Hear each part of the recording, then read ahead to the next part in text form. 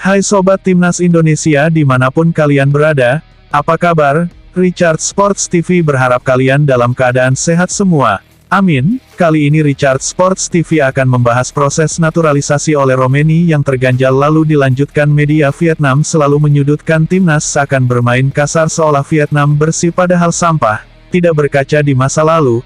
Evan Dimas dibuat cedera berkepanjangan, begitulah klo kebencian sudah mendarah daging. Apapun yang dilakukan timnas Indonesia selalu salah di mata media Vietnam.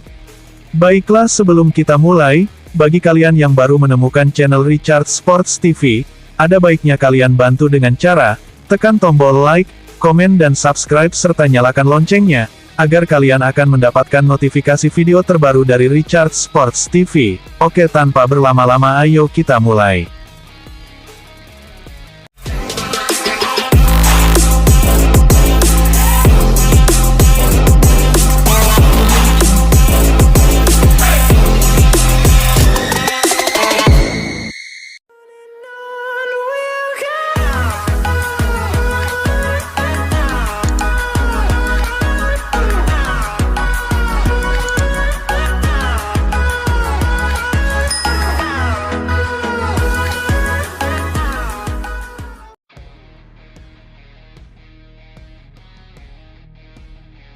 Proses naturalisasi striker FC Utrecht oleh Romaini untuk memperkuat timnas Indonesia masih berlangsung dan membutuhkan waktu. Baru-baru ini, Arya Sinulinga, anggota Komite Eksekutif Exco PSSI, memberikan update mengenai perkembangan terkini terkait proses ini. Menurut Arya, proses naturalisasi Romaini terhambat oleh masa reses DPR RI, yang saat ini sedang berlangsung. Proses tersebut akan dilanjutkan setelah res berakhir pada tanggal 20 Januari tahun 2025. Ini kan DPR sedang reses. Jadi kita tunggu saja. Kan lagi panjang reses DPR, kata Arya.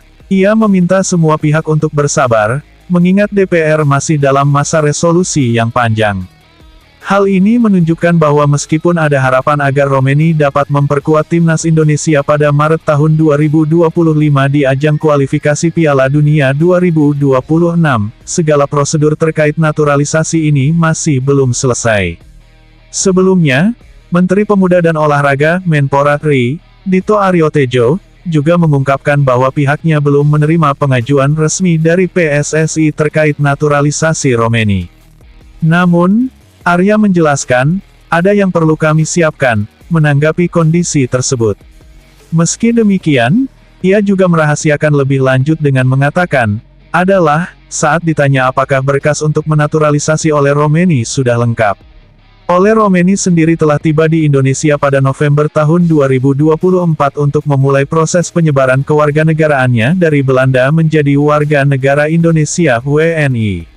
Sebelumnya, Ketua Umum PSSI, Erick Thohir, menargetkan agar Romaini dapat bergabung dengan timnas Indonesia pada Maret tahun 2025, dengan tujuan tampil dalam pertandingan kualifikasi Piala Dunia 2026 yang akan melawan Australia dan Bahrain. Untuk Ole, jika semuanya lancar dia akan memperkuat tim nasional mulai bulan Maret, kata Erick Thohir. Untuk Ole, jika semuanya lancar dia akan memperkuat tim nasional mulai bulan Maret, kata Erick Thohir. Kehadiran Romaini diharapkan dapat memperkuat lini serang timnas Indonesia yang membutuhkan pemain berpengalaman untuk meraih hasil positif di babak ketiga Piala Dunia 2026 zona Asia. Selain dua laga tersebut, timnas Indonesia juga akan menghadapi China pada tanggal 5 Juni tahun 2025 dan Jepang pada tanggal 10 Juni tahun 2025 di fase grup kualifikasi Piala Dunia.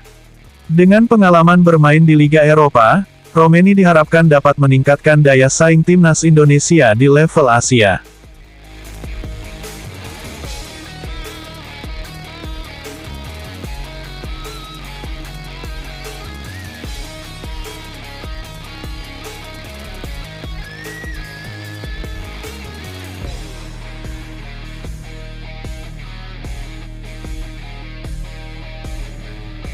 Media Vietnam, Soha.vn, menegaskan timnas Indonesia takkan bisa main kasar saat melawan timnas Vietnam di matchday ketiga grup B ASEAN Mitsubishi Electric Cup AMEC 2024 yang dilangsungkan di Stadion Vietri, Hanoi, Minggu tanggal 15 Desember tahun 2024 pukul 20 waktu Indonesia Barat.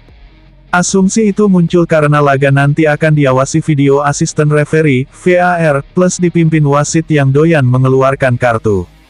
Wasit yang memimpin laga Timnas Vietnam vs Timnas Indonesia adalah pengadil asal Arab Saudi, Abdullah Al-Sehri. Pengadil berusia 32 tahun ini rata-rata mengeluarkan 6-9 kartu kuning di setiap pertandingan. Karena itu, Soha.vn menilai Timnas Indonesia takkan bisa bermain kasar melawan Vietnam. Dengan penerapan VAR di Piala AFF 2024 dan dipimpin wasit Abdullah Al-Sehri, Timnas Indonesia akan kesulitan bermain kasar seperti sebelumnya, tulis Soha.vn dalam judul artikel yang mereka buat. Bicara bermain kasar, Timnas Vietnam seperti tak berkaca. Beberapa kali permainan kasar pemain Timnas Vietnam merugikan Timnas Indonesia. Masih hangat dalam ingatan ketika fullback kiri Timnas Vietnam U22, Doan Van Hao, menghajar engkel Evan Dimas di final SEA Games 2019. Ketiadaan Evan Dimas langsung menurunkan performa Timnas Indonesia U22 sehingga kalah 0-3 dari Vietnam U22. Kemudian di final Piala AFF U23, 2023, Nguyen Hong Phuc terlihat jelas dalam siaran ulang memukul pemain Timnas Indonesia U23, Haikal Al-Hafiz.